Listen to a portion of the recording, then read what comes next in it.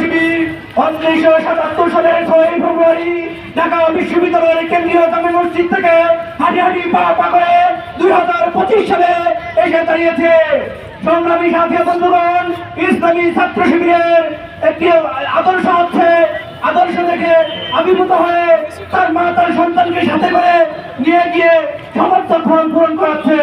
সংগ্রামী সাথী বন্ধুগণ, আমরা এই আদর্শকে লালন করে ছাত্র শিবির আমরা মেধাকে যোগ্যতাকে মূল্যায়ন করার মাধ্যমে একটি আদর্শ দেশপ্রেমিক নাগরিক তৈরি করব এবং এমন একটি রাষ্ট্র গঠন করব যার মাধ্যমে সকল বৈষম্য মুক্ত হয়ে বাংলাদেশ একটি সুন্দর সোনালী সমাজ প্রতিষ্ঠা করবে।